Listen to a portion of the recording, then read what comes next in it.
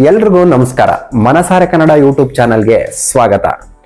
ನಾನಿವತ್ತು ನಿಮ್ಗೆ ಒಂದು ಓಬಿರಾಯನ ಕಾಲದ ಕತೆ ಹೇಳ್ತೀನಿ. ಅರೆ, ಈ ಓಬಿರಾಯ ಯಾರು ಅಂತನ, ಆ ಓಬಿರಾಯ ಯಾರು ಅನ್ನೋದನ್ನೇ ನಾನಿವತ್ತು ನಿಮ್ಗೆ ತಿಳಿಸ್ಕೊಡೋದಕ್ಕೆ ಬಂದಿದ್ದೀನಿ.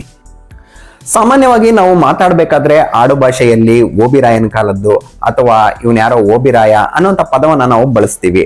ಆದ್ರೆ ಈ ಪದ ಕನ್ನಡದ ಖಂಡಿತ ಅಲ್ಲ. ಈ ಪದ ಇಂಗ್ಲಿಷ್ದು ಅಂದ್ರೆ ನೀವು ನಂಬಲೇಬೇಕು.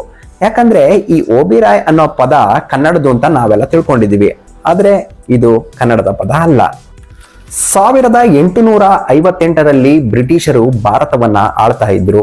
ಆ ಕಾಲದಲ್ಲಿ ಭಾರತೀಯರು ಬ್ರಿಟಿಷರ ಕೈಗೊಂಬೆಯಾಗಿದ್ರು ಮತ್ತು ಬ್ರಿಟಿಷರ ಅಧೀನದಲ್ಲಿ ಭಾರತ ಇತ್ತು. ಅಂತ ಸಂದರ್ಭದಲ್ಲಿ ಭಾರತೀಯರು ಬ್ರಿಟಿಷರಿಂದ ಶೋಷಣೆಗೆ ಒಳಗಾಗಿದ್ರು.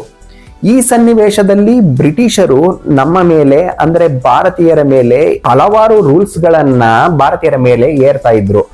ಅವರು ರೂಲ್ಸ್ ಗಳನ್ನ ಏನು ಭಾರತೀಯರ ಮೇಲೆ ಏರ್ತಾ ಇದ್ರು, ಆ ರೂಲ್ಸ್ ಗಳನ್ನ ಇವರು ಒಂದು ಹಳೆಯ ಪುಸ್ತಕದ ಮೂಲಕ ಸಂಗ್ರಹಿಸಿದ್ರು. ಅವರು ರೂಲ್ಸ್ ಗಳನ್ನ ಭಾರತೀಯರ ಮೇಲೆ ಏರ್ಬೇಕು ಅಂತಂದಾಗ ಅವರು ಒಂದು ಪುಸ್ತಕವನ್ನ ಸ್ಟಡಿ ಮಾಡಿ ಅದರಲ್ಲಿದ್ದಂತಹ ರೂಲ್ಸ್ ಗಳನ್ನ ಭಾರತೀಯರ ಮೇಲೆ ಪ್ರಯೋಗ ಮಾಡ್ತಾ ಇದ್ರು. ಆ ಪುಸ್ತಕದ ಹೆಸರೇ ಓಲ್ಡ್ ಬ್ರಿಟಿಷ್ ರಾಯಲ್ ಪುಸ್ತಕ. ಹಾಗಾಗಿ ಇವರು ಓಲ್ಡ್ ಬ್ರಿಟಿಷ್ ರಾಯಲ್ ಪುಸ್ತಕವನ್ನ ಓದಿ ಅಲ್ಲಿದ್ದಂತಹ ಕೆಲವು ರೂಲ್ಸ್ ಗಳನ್ನ ಭಾರತೀಯರ ಮೇಲೆ ಏರ್ತಾ ಇದ್ರು. ಯಾವುದೇ ಒಂದು ರೂಲ್ಸ್ ಗಳನ್ನ ಭಾರತೀಯರ ಮೇಲೆ ಏರ್ಬೇಕಾದ್ರೆ ಬ್ರಿಟಿಷರು ಈ ಓಲ್ಡ್ ಬ್ರಿಟಿಷ್ ರಾಯಲ್ ಪುಸ್ತಕವನ್ನ ಓದಿ ಅಲ್ಲಿದ್ದಂತಹ ರೂಲ್ಸ್ ಗಳನ್ನ ನಮ್ಮ ಭಾರತೀಯರ ಮೇಲೆ ಏರ್ತಾ ಇದ್ರು.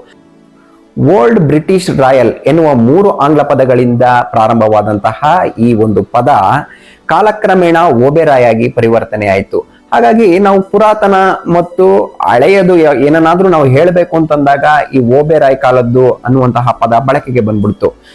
ಕಾಲಕ್ರಮೇಣ ಇದು ಮಾತಾಡ್ಬೇಕಾದ್ರೆ ಓಬೆರಾಯಾಗಿ ಪರಿವರ್ತನೆ ಆಗೋಯ್ತು. ಹಾಗಾಗಿ ನಾವು ಮಾತಾಡ್ಬೇಕಾದ್ರೆ ನಾವು ಈ ಪದವನ್ನ ಬಳಸಬೇಕಾದ್ರೆ ಓಬೆರಾಯ್ ಕಾಲದ್ದು ಅನ್ನುವಂಥ ಪದವನ್ನ ಬಳಸಕ್ಕೆ ಸ್ಟಾರ್ಟ್ ಮಾಡ್ತೀವಿ. ಗೊತ್ತಾಯ್ತಲ್ಲ, ಈ ಓಬೆರಾಯ್ ಪದ ಎಲ್ಲಿಂದ ಬಂತು, ಯಾಕೆ ಬಂತು, ಹೇಗ್ ಬಂತು ಅಂತ. ವಿಡಿಯೋ ಇಷ್ಟ ಆಗಿದೆ ಅಂತ ಅನ್ಕೊಂತೀನಿ. ವಿಡಿಯೋ ಇಷ್ಟ ಆಗಿದ್ರೆ ಲೈಕ್ ಮಾಡಿ, ಶೇರ್ ಮಾಡಿ, ಕಾಮೆಂಟ್ ಮಾಡಿ ಅಂತ ಹೇಳ್ತಾ ಇವತ್ತಿನ ವಿಡಿಯೋನ ಇಲ್ಲಿಗೆ ಕೊನೆಗೊಳಿಸ್ತಾ ಇದ್ದೀನಿ. ಧನ್ಯವಾದಗಳು.